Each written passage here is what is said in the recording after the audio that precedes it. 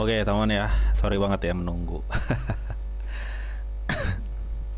Oke teman, ini gue udah masuk di marketnya si Mudeng ya teman ya, di time frame 4 jam. Kalau kita bareng-bareng ya sama-sama untuk cek untuk di satu harinya untuk Mudeng ini memang akan ada tekanan dulu ya untuk Mudeng. Tapi pada dasarnya ini dia konsolidasi juga men. Sebenarnya. Lu semuanya kok disebut konsolidasi sih ya, emang kayak gitu. Lo mau gimana? Ya, nih. Ini. Jadi memang ada area-area tertentu yang sulit untuk ditembus Mudeng di area sini nih. Nah, untuk nembus area yang gue kasih tanda merah ini atau area supply di situ, memang kita butuh demand yang kuat untuk Mudeng itu bisa kepus harganya, teman. Nah, kita lihat ya, area yang gue kasih tanda support resisten ini adalah area konsolidasi dari si Mudeng. Kemarin sempet di break ya di 7 Desember 2025, tapi gue pikir dengan di breaknya ini bukan suatu kenaikan yang sehat. Karena apa? Karena kita lihat sendiri ini ada dana masuk yang sangat besar dan itu cuma satu biji ya, untuk satu candle bisa bisa setinggi itu. Jadi gue pikir ini nggak terhitung ya, makanya gue bilang ini masih terkonsolidasi ya. Nah, syarat untuk supaya Mudeng bisa up lebih tinggi, misalkan kita targetin di 0,12 misalkan di area sini nih. Misalkan dia kita targetin dia akan ke area yang gue kasih tanda kuning ini ya. Nah, di area kuning ini Mudeng ya, ini harus mampu untuk nge-break area ini nih. Harus mampu untuk break area sekitar 87 lebih ya, 88 lah, 0,088. Kalau dia sampai bisa break area ini, gue pikir dia pasti akan menuju di area kuning ini di 0,1, artinya dia akan kill 10 ya. Tapi selagi area merah ini, area resisten merah yang gue kasih ini belum mampu di break atau di breakout gitu ya, jangan berharap untuk ke 0,1. Ini seperti itu ya. Nah, terlepas dari itu, kondisinya sekarang tuh gimana bang kondisinya? Ya kalau kita cek secara volume sekarang banyak yang sell. Meskipun ini volumenya bisa terhitung tuh masih kecil ya, masih bisa dibilang kecil. Artinya kalaupun memang ini nanti ada turun, gue pikir penurunannya nggak bakal banyak-banyak amat. Soalnya volume transaksi sellnya itu kecil gitu. Terus yang gue lihat juga stok RSI-nya memang ini sudah menyentuh ya, sudah mulai menyentuh harga overbought-nya, tapi ini belum mentok men, belum ada konfirmasi. Artinya kalau memang kita nanti cek di time frame yang lebih kecil akan ada suatu penurunan, sedangkan kita cek di time frame satu hari aja stok RSI-nya masih sangat ngaceng ya, bisa dibilang ya. Berarti apa? Penurunan di time frame yang lebih kecil, di time frame 4 jam itu bukan suatu penurunan yang besar. Kenapa? Karena di time frame satu hari ini masih sangat memungkinkan untuk dia bisa naik ya. Paling enggak harusnya sih ya, yang di Mudeng ini paling enggak dia uji resisten di kepala 86. Per video ini gue buat dia masih di 0,076 men.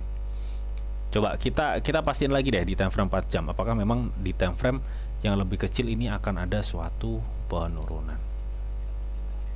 Nih ya. Di time frame yang lebih kecil ya, ini di time frame 4 jam men. No, lo bisa perhatikan apa yang terjadi ketika Mudeng nyentuh area resisten atau area yang gue kasih tanda merah ini. Dia kebanting. Karena apa? Karena di area merah ini supply lebih besar daripada demand ya. Ketika itu terjadi, market pasti rontok, pasti akan ada tekanan turun. Nah, pertanyaannya sekarang kan apakah memang ini akan lanjut turunnya atau gimana ya. Gue pikir ini akan sedikit bertahan, dia akan ada chance turun tapi sedikit ditahan gitu teman.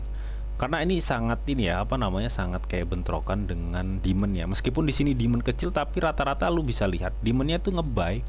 Artinya apa? Artinya ini market akan ditahan meskipun ada chance turun tapi marketnya itu cenderung ditahan gitu loh teman-teman. Nah, terus yang gue lihat stok RSI di time frame 4 jam ini udah di atas men. Kita tinggal tunggu ini stok RSI yang meluncur ke bawah gini. Ya. Jadi lu harus hati-hati ya. Jadi ini nanti ya, gimana nih bang maksud lu bang? Gini ya. Karena ini sebenarnya ada potensinya kan gini, kasarnya kan dia gini ya, pergerakan kasarnya itu seperti ini. Tapi dalam prosesnya dia akan gini nih. Ya, jadi dia akan ada kecenderungan ditahan di sini, baru dia akan dibanting gini. Nah, gitu teman. Gue pikir seperti itu. Nah, ini pola-pola yang hampir mirip-mirip kayak gini nih. Nih, yang gue contohin ya. Ini yang gue kasih kotak kuning, lu bisa perhatikan. Nah, ini pola-pola yang gue pikir akan terjadi juga di pola yang sekarang. Karena pola-pola price action pergerakan itu sama persis. Nih, lu bisa perhatikan tanda-tanda kuning yang gue kasih. Nah, itu. Jadi dia ada chance turun, tapi cenderung ditahan ya. Mungkin dia nanti akan di-push lagi sampai resistennya ketika udah double top, baru dia akan kebanting lumayan. Nah, biasanya seperti itu. Jadi kayak gini nih, kesannya tuh kayak gini sebenarnya. Nah, dia kayak akan di-push nih menjadi suatu double top gitu. Baru dia akan dibanting lagi ke bawah.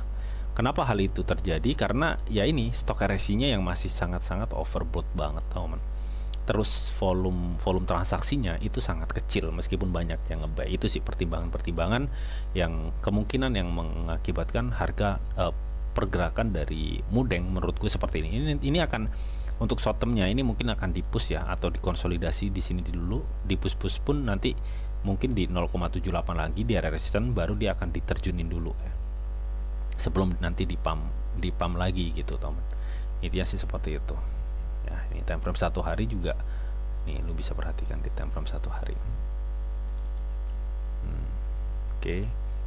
Berarti nanti kita tunggu di mana nih, Bang, untuk apa namanya harga dari si Mudeng ini ya.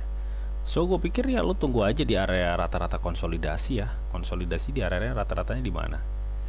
Di area sekitar 0,71. Di area sini lah. Nah, di area sini 0,70, 0,7 pas atau 0,71 itu sih. Amannya lu nunggu di situ aja. Oke, itu untuk Mudeng. Next. Oke, di sini ada siapa nih? Mas Toki Chan ya, Toki Chan sama tadi Mas Tunggono Widara Payung Hipe katanya. Terus dari Mas Henkips ini ada Doge. Oke, kita cek Hipe dulu ya.